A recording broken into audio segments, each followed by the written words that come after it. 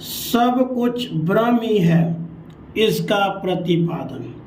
श्री वशिष्ठ जी कहते हैं, हे रघुनंदन, सृष्टि के आदि काल में पर ब्रह्म से यह संकल्प विकल्प आत्मक समष्टि मन उत्पन्न हुआ। वह उस पर ब्रह्म में स्थित हुआ ही अनेक भिन्न भिन्न कल्पनाओं का निमित्त बनकर आज तक विद्यमान है। जैसे फूलों में गंध, सागर में बड़े बड़े तरंग और सूर्य में किरणें स्वाभाविक ही रहती है, वैसे ही ब्रह्म में मन भी स्वाभाविक ही रहता है।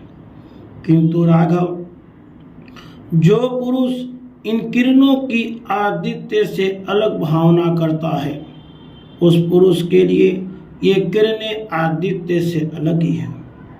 जिसने केयूर की सुवर्ण से पृथक रूप से भावना की है, उसकी दृष्टि में सुवर्ण से पृथक ही केयूर प्रतीत होता है, क्योंकि उसकी भावना में केयूर सुवर्ण नहीं है।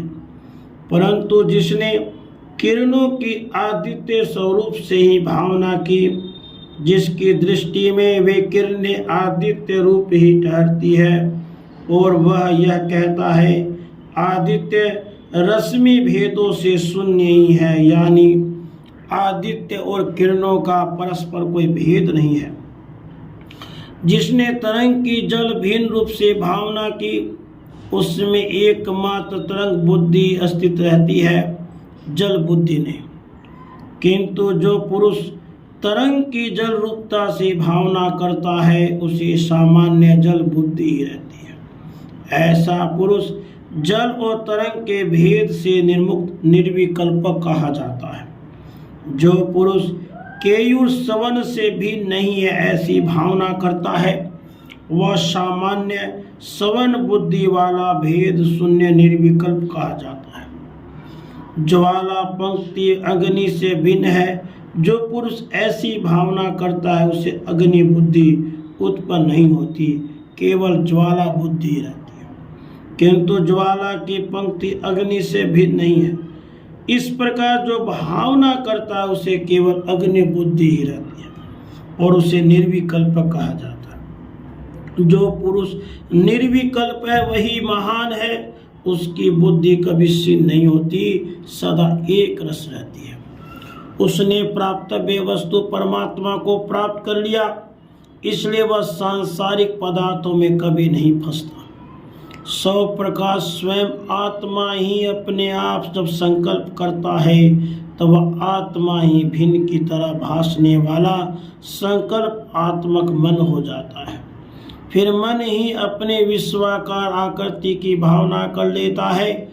वह विश्वाकार संकल्प रूपचित इस जगत की जिस रूप से कल्पना करता है, तत्क्षण ही संकल्पों से वह तद्रूप हो जाता है। यह जो जगत रूप विशाल आकार देखा जाता है, सब मन का ही संकल्प है। वह सत्य तो इसलिए नहीं है कि वास्तव में संकल्प रूप होने के कारण मिथ्या है, और सर्वथा सत्य इसलिए नहीं कहा जाता कि वह प्रतीत होता है, किंतु स्वप्नों के समान अनिर्वचनीय ही उत्पन्न हुआ है, क्योंकि वह स्वप्न के संसार जाल के समान है।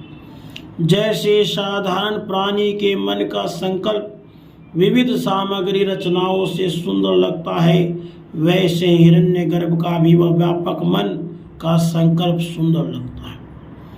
जगत पर ब्रह्म स्वरूप है। इस प्रकार की भावना करने पर यह जगत ब्रह्म में विलीन हो जाता है।